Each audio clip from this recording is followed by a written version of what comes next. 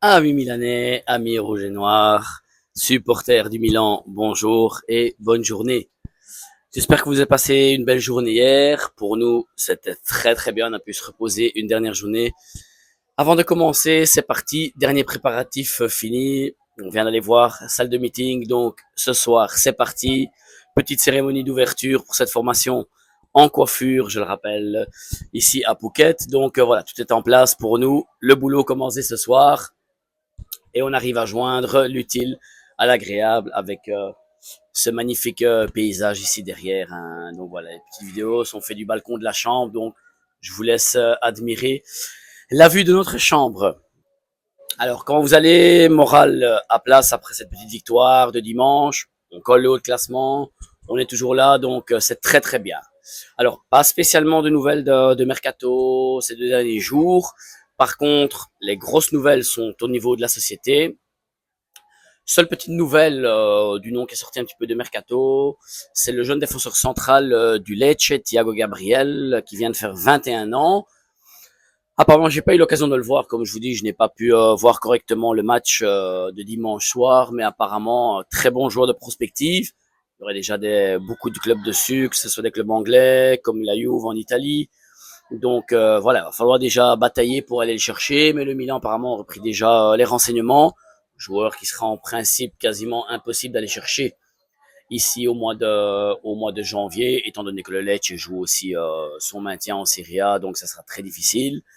Lecce, d'où vient notre jeune gamin et jeune espoir, Francesco Camarda, même prénom que moi, je le rappelle. Donc Camarda qui en principe fera retour chez nous à Milan et qui devra se faire opérer. Il a décidé apparemment de se faire opérer à son épaule, il a des soucis à l'épaule. Il devrait être out entre 2 et 3 mois. Donc on irait jusqu'au mois de mars, avril, donc il reviendrait pour la fin de saison. Et si les deux clubs arrivent à trouver l'accord pour interrompre le prêt anticipativement, Kamada qui pourrait peut-être donner un petit coup de main les 2 derniers mois en fin de saison pour faire tourner aussi un petit peu dans notre attaque, qui sait. Donc voilà, pour ce qui est seulement au niveau des joueurs, au niveau défenseur central, pas de nouvelles spécialement encore maintenant, juste hier par rapport à Loftus-Cheek, les rumeurs par rapport au Besiktas qui retournerait de nouveau un petit peu plus insistantes, et Loftus-Cheek, comme je vous l'ai déjà dit, qui voudrait un petit peu plus de temps de jeu étant donné que le mondial approche et voudrait avoir plus de possibilités d'être pris. Donc, possibilité peut-être de sortir direction la Turquie pour Loftus-Cheek. À voir. Il avait refusé la destination de la Lazio. Donc, à voir si peut-être si Beşiktaş fait une offre, s'il serait peut-être d'accord à partir du côté de la Turquie.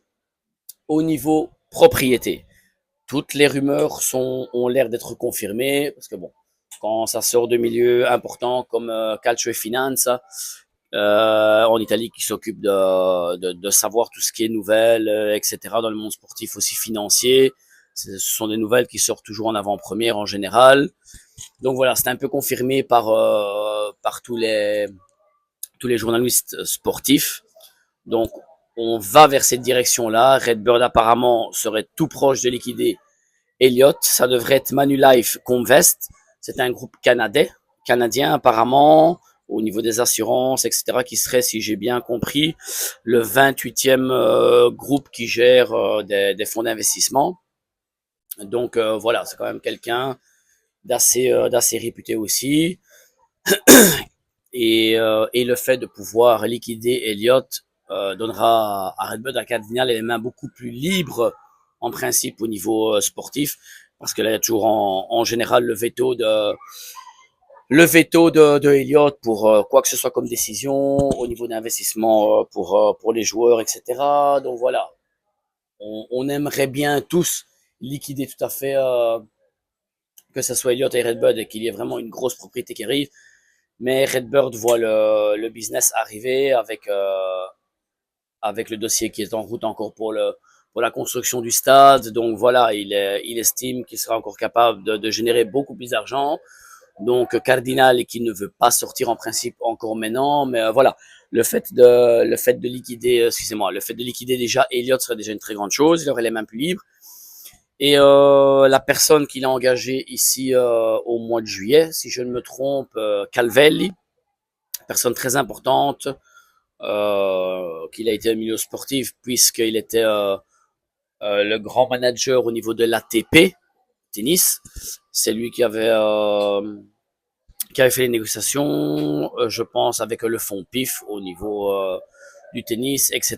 Donc voilà, c'est quelqu'un qui a les contacts avec le monde arabe duquel on parle depuis plusieurs années et qui serait en passe peut-être aussi d'entrer dans le Milan, et c'est tout ce qu'on peut espérer parce que voilà, ce sont des personnes qui veulent investir mais pour gagner au niveau sportif et non pas comme le font la plupart des Américains qui stoppent au niveau business et que ça s'arrête simplement là. Donc voilà, on connaît la manière de travailler de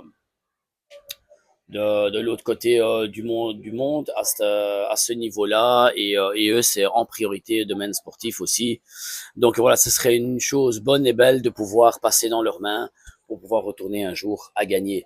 En principe, Calvel, parce qu'il y a des nouvelles aussi un petit peu en discordance, Calvel, il devrait en principe prendre, je dis bien en principe, prendre la place de Giorgio Furlani. Giorgio Furlani, vous le savez bien, c'est une personne que je déteste.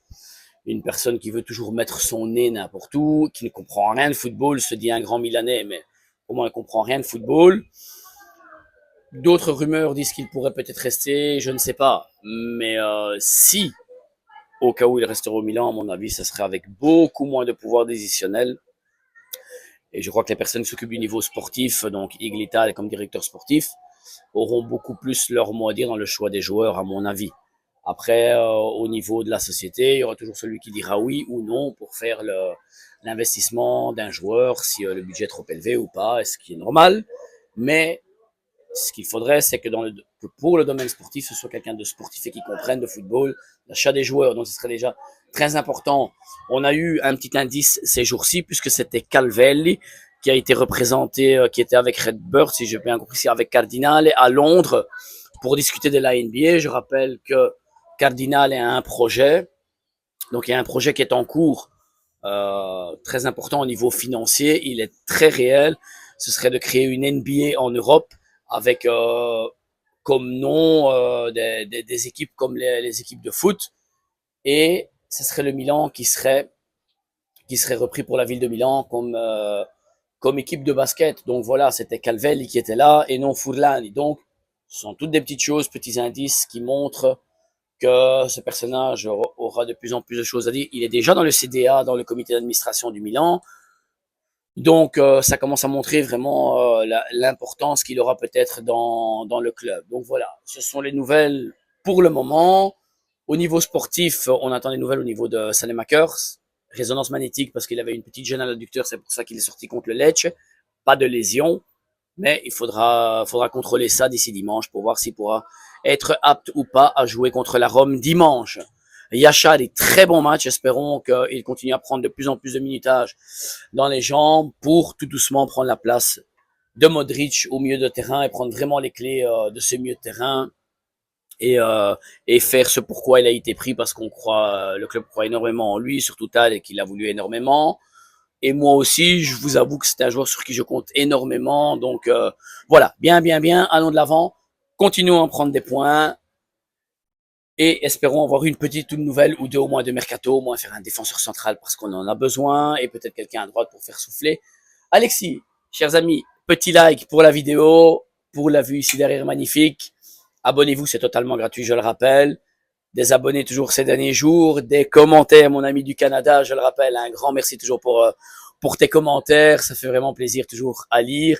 Donc voilà, n'hésitez pas, continuez à mettre des commentaires, des likes, des abonnements.